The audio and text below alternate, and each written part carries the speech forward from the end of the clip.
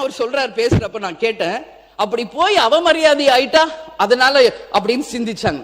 உங்களுக்கு ஒரு தமிழ்நாட்டின் சிஎம் வேற ஸ்டேட்டுக்கு அனுப்பிட்டு உங்களுக்கு ஒரு தலைகுனிவு வரை இந்த தமிழ்நாடு பொறுத்துக்குமா?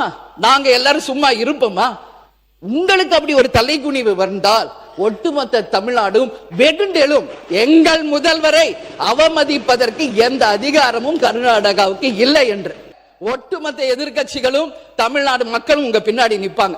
நம்ம சிஎம் ஃபர்ஸ்ட் டைம் சிஎம் போட்டுமே, போய் பேசட்டும். இப்ப என்ன ஆயிடுச்சு, 2 பேரும் அவர் கூப்பிடுறாரு, நீங்க போங்கன்னு சொன்னது நான் தான்.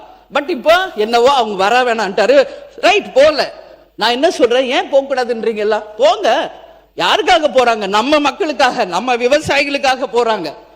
இன்னைக்கு எல்லாரும் அனைத்து கட்சி கூட்டம் கூட்டுங்கன்னு எல்லாரும் பேசுறதை நான் காலையில இருந்து பார்த்துக்கிட்டு இருக்கேன். ஆட்சியாளர்கள் என்ன சொல்றாங்க, அவை இன்னைக்கு அமைச்சர்கள் ஏற்கனவே அனைவரையும் ஒன்று கூட்டி இந்த அவையிலேயே தீர்மானம் நிறைவேற்றியாச்சு. அப்ப எதுக்கு மீண்டும் ஒரு அனைத்து கட்சி கூட்டம்? இதுதான் அவங்க சொல்வது. ஆனா நம்ம உறுப்பினர்கள் எல்லாம் மீண்டும் அனைத்து கட்சி கூட்டத்தை கூட்டணும்னு சொல்லி தொடர்ந்து பேசுறோம். அப்பதான் எம்பிக்களுடைய கூட்டம் நாளைக்கு இருக்கு அப்படின்னு வருது. அது வர்றாங்களா இல்லையா என்பது தெரியாது, அது நாளைக்கு பார்ப்போம். நாங்க ஒண்ணுதான் நான் சொல்ல விரும்புறேன். கேப்டன் அவர்கள் எதிர்கட்சி தலைவராக இதே அவையில் இருந்த பொழுது ஒட்டுமொத்த கட்சிகளையும் தமிழக பிரச்சனைகளுக்காக ஒன்றாக டெல்லிக்கு அழைத்து சென்று பிரதமர் நரேந்திர மோடி அவர்களை சந்திச்சு தமிழ்நாட்டின் பிரச்சனைகளுக்காக சந்திச்சார். அதுபோல் நமது முதல்வர் அவர்களும், இது நம்ம மக்கள் பிரச்சனை, நம்ம தமிழ்நாட்டின் பிரச்சனை, இங்க எந்த வேறுபாடு வேணாம், அனைத்து கட்சியையும் ஒன்றாக திரட்டி தமிழ்நாட்டின் பிரச்சனையாக இருக்கும் நீட்டுக்காகவும் மேகதாதுக்காகவும் காவேரி தண்ணீருக்காகவும் நிச்சயமாக எல்லாரையும் அழைத்து சென்று 10 நிமிஷம் முடிஞ்சிச்சுங்க, சுருக்கமா முடிங்க. நான் ரொம்ப ஷார்ட்டா பேசுவேன், உங்களுக்கே தெரியும். ஜஸ்ட் 5 மினிட்ஸ், அதுக்கு மேல நான் எடுக்க மாட்டேன். எப்பவுமே என்ன டாபிக் அதை தான் நான் பேசுவேன், பக்கமா வாசிக்க மாட்டேன், உங்களுக்கு தெரியும்.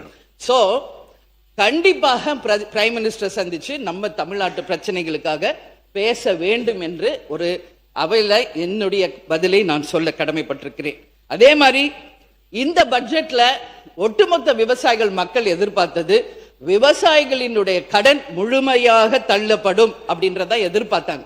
ஆனா அது அறிவிக்கப்படவில்லை என்பது ஏமாற்றமாக இருக்கு. ஏன்னா எல்னினோ, தண்ணி இல்ல, சம்பா குருவை எல்லாம் முடிஞ்சு இன்னும் பயிர் பண்ண முடியாத நிலையில விவசாயிகள் இருக்காங்க.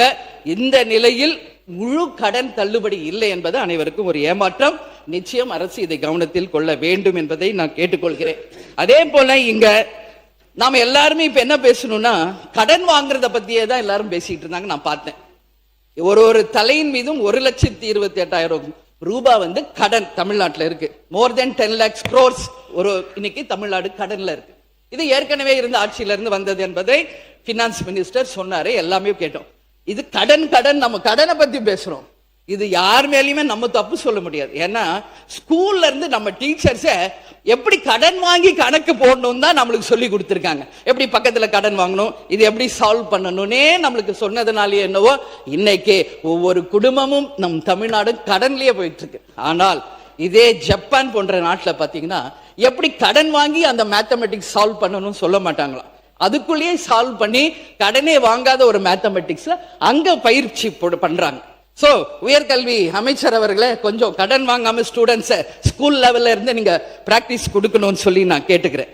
அதே மாதிரி இன்னைக்கு காவேரியில இருந்து தண்ணி வந்துருச்சு அப்படின்னு இங்க எதுவும் பெருமைப்படுறது மாதிரி இல்ல, வெறும் உபரி வாட்டர் தான் திறந்து விடப்பட்டிருக்கிறது. காவேரி நமது உரிமை, அதை தர வேண்டியது கர்நாடகாவின் கடமை. இதை யாரும் மாற்ற முடியாது. மேகதாது வருமா வராதா, காவேரியில தண்ணி திறப்பாங்களா திறக்க மாட்டாங்களா, 150 ஆண்டு காலமா நம்ம பேசிக்கிட்டே தான் இருக்கோம். என்ன பிரயோஜனம், என்ன தீர்வு? கொடுத்துதான் ஆகணும். நீங்க அமைச்சர் அவர்களும் சரி, முதல்வரும் சரி, ஸ்ட்ராங் டிசிஷன் எடுங்க. ஒட்டுமொத்த எதிர்கட்சிகளும் தமிழ்நாடு மக்களும் உங்க பின்னாடி நிப்பாங்க. விவசாயிகளுக்காக, நிச்சயமாக தமிழ்நாட்டு பிரச்சனைக்காக. இதுல எந்த மாற்று கருத்தும் கிடையாது. So take strong decision. Mekedatu அணை கட்டக்கூடாது, காவேரியில எங்களுக்கான உரிமை தந்துதான் ஆகணும். இல்லைன்னா அது எப்படின்றது நம்ம எல்லாரும் சேர்ந்து பார்ப்போம். நான் தான் சொன்ன முதல்வர் கர்நாடகா போகணும், அவரும் ஃபர்ஸ்ட் டைம் சிஎம், நம்ம சிஎம் ஃபர்ஸ்ட் டைம் சிஎம் போட்டுமே, போய் பேசட்டும். இப்ப என்ன ஆயிடுச்சு, 2 பேரும் அவர் கூப்பிடுறாரு, நீங்க போங்கன்னு சொன்னது நான் தான். பட் இப்போ என்னவோ அவங்க வர வேணான்ட்டாரு, ரைட் போல. நான் என்ன சொல்றேன், ஏன் போக கூடாதுன்றீங்களா? போங்க. யாருக்காக போறாங்க? நம்ம மக்களுக்காக, நம்ம விவசாயிகளுக்காக போறாங்க. போனோம், போய் பேசினாதான் ஒரு தீர்வு வரும். நான் கூப்பிட்டு வரலன்னு அவர் ஈஸியா சொல்லியிருப்பார், பட் அதுவே அவர் முன்னாடி சொல்லிட்டார் வர வேணாம். இதைத்தான் நான் அன்னைக்கு ஒகேனக்கல்ல கூட நான் பேசினேன். ஓகே, உங்க ஊர்ல சுச்சுவேஷன் சரியில்லை, எங்க தமிழ்நாட்டுல மக்கள் வந்தாரை வாழ வைக்கும் தமிழ்நாடு, எங்களுடைய நாட்டுக்கு நீங்க வாங்க கர்நாடகா முதலமைச்சர் அவர்களே, வாங்க பேசுங்க, தீர்வு காணுங்க. 2 ஸ்டேட் மக்களும் நல்லா இருக்கட்டும், 2 ஸ்டேட் விவசாயிகளும் நல்லா இருக்கட்டும் அப்படின்றத நம்ம அன்னைக்கு சொன்னோம். அதனால நிச்சயமாக முதல்வர் அவர்கள் செல்ல வேண்டும் என்று அவர் எடுத்த டிசிஷனுக்கு தேமுதிக நாங்கள் துணை நிற்கிறோம். அதே போல இன்றைக்கு ஒரே நிமிஷம், சாரி பேரவைத் தலைவர் அவர்களே, ஒரே நிமிஷம். நான் என்ன சொல்றேன், அவர் சிஎம் வந்து போகணும்னு நினைச்சார், பட் இப்ப அது முடியல. சிஎம் அவர் சொல்றார், பேசுறப்ப நான் கேட்டேன், அப்படி போய் அவமரியாதை ஆயிட்டா அதனால அப்படின்னு சிந்திச்சாங்க. உங்களுக்கு ஒரு தமிழ்நாட்டின் சிஎம் வேற ஸ்டேட்டுக்கு அனுப்பிட்டு உங்களுக்கு ஒரு தலைகுனிவு வரை இந்த தமிழ்நாடு பொறுத்துக்குமா? நாங்க எல்லாரும் சும்மா இருப்போமா? உங்களுக்கு அப்படி ஒரு தலைகுனிவு வந்தால் ஒட்டுமொத்த தமிழ்நாடும் வெகுண்டெழும். எங்கள் முதல்வரை அவமதிப்பதற்கு எந்த அதிகாரமும் கர்நாடகாவுக்கு இல்லை என்று. அதனால நீங்க அதெல்லாம் யோசிக்காதீங்க. நீங்க மக்களுக்காக, விவசாயிகளுக்காக நீங்க பேசுங்க. உங்களுக்கு எல்லா மக்களும் துணை நிற்பார்கள் என்பதை இந்த நேரத்தில் நான் உறுதியா சொல்றேன்.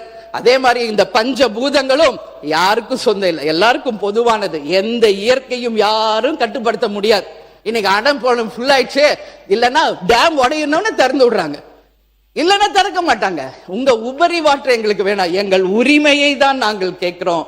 அதனால பஞ்சபூதங்கள் அனைவருக்கும் சமம், இயற்கை அனைவருக்கும் சமம் என்பதை இந்த நேரத்தில் நான் தெரிவிச்சுக்கிறேன். அதே மாதிரி இங்க 717 மதுபான கடைகளை பத்தி பேசினாங்க. ஒரே ஒரு விஷயம், இன்னும் ஏன் தொகுதியில கூட அது மூடப்படவில்லை என்பதை உங்க கவனத்திற்கு நான் கொண்டு வருகிறேன். அதே போல கேப்டன் அவர்கள் 45 ஆண்டு காலம் வாழ்ந்த சாலி கிராமம், முதல்வர் அவர்களும் எங்க வீட்டு பக்கத்துல அதே சாலி கிராமத்துல தான் பல ஆண்டுகள் வாழ்ந்தார். அங்க விருகம்பாக்கம் சட்டமன்ற உறுப்பினர் கவனத்திற்கு நான் கொண்டு செல்லணும்னு விரும்புறேன். இது விருகம்பாக்கம் தொகுதி மக்கள், நாங்க பல ஆண்டுகள் அங்க வாழ்வதனால என்னிடம் வந்து முறையிட்டது. இன்றைக்கு ஜெயகோபால் கரோடியா பள்ளிக்கூடம் ரொம்ப பிரசித்தி பெற்றது. பக்கத்திலேயே ஒரு கோயில் இருக்கு, அங்க ஒரு மதுபான கடை நடந்து கொண்டிருக்கிறது. நம்மளுடைய விருகம்பாக்கம் எம்எல்ஏ அதை உடனடியாக கவனத்தில் கொண்டு இது போன்ற டாஸ்மாக் கடைகளை மூட வேண்டும் என்பதை இந்த நேரத்தில் மக்கள் சார்பாக நான் கேட்டுக்கொள்கிறேன். நீங்க சொன்ன அந்த வாக்குறுதிகளை எல்லாமே நிச்சயமாக நிறைவேற்ற வேண்டும். இல்லைன்னா என்ன சொல்லிடுவாங்க தெரியுமா, ஏட்டு சுரக்காய் கூட்டுக்கு உதவாது அப்படின்னு சொல்லிடுவாங்க. அப்படி எல்லாம் இல்லாமல் சொல்லை செயலாக காட்டி இந்த அரசு அத்தனை வாக்குறுதிகளையும் நிறைவேற்றி ஒரு சிறந்த ஆட்சியாக மக்களுக்கு இருக்கணும்னு சொல்லி இந்த நேரத்தில் கேட்டுக்கிறேன். கடைசியா நான் முடிக்கும் போது, இது அவைத் தலைவருக்கான நான் பேசுறது ஸ்ட்ரைட்டா, இது என்னுடைய சஜஷன் தான். நீங்க எடுத்துக்கிட்டாலும் எடுத்துக்கலனாலும் அது உங்கள் பிரியம். நான் பதிய வச்சுட்டே ஆரம்பிக்கிறேன். இங்க நாம அவைக்கு வந்ததுல இருந்து நான் சொன்னது ஒரு விஷயம். அது இப்போ நம்ம போய் நோட்ல தான் கையெழுத்து போடுறோம். இப்போ எங்கேயோ டெக்னாலஜி போயிட்டு இருக்கு. நீங்க அவையில் வரும் மெம்பர்ஸ் கையெழுத்து போடாம பயோமெட்ரிக் சிஸ்டம்ல லேட்டஸ்டா நீங்க அதை கொண்டு வரணும்னு நான் கேட்டுக்கிறேன். அதே போல தண்ணி பிரச்சனை அங்கேயும் ஓய மாட்டேங்குது, இங்கேயும் ஓய மாட்டேங்குது. ஒரு பாட்டில்ல தண்ணி கொடுங்கன்னு நான் கேட்டேன். அண்ணன் ஓபிஎஸ் அவர்கள் அதுக்கும் ஒரு தடையை போட்டார். நான் கேட்டேன் நேற்று, ஏன் நான் இல்லமா நான் சும்மா சொன்னேன். பார்த்தா பாதி பேருக்கு பாட்டில் வந்துருச்சு, பாதி பேருக்கு தான் டம்ளர் இருக்குது. முழு பேருக்கும் பாட்டில்ல கொடுத்தீங்கன்னா அது சுகாதாரமாக இருக்கும். அது ஒன்று. இன்னொன்று, மூன்றாவது ஒரு விஷயமாக, எல்லாரும் வெளியே போறோம், வரோம், ஒரு 5-10 மினிட்ஸ் ரெஸ்ட் எடுத்துக்கிறோம். ஆனா இந்த 5 கேமராமேன் மட்டும் நான் பாக்குறேன், நின்ன இடத்துலயே அப்படியே நிக்கிறாங்க.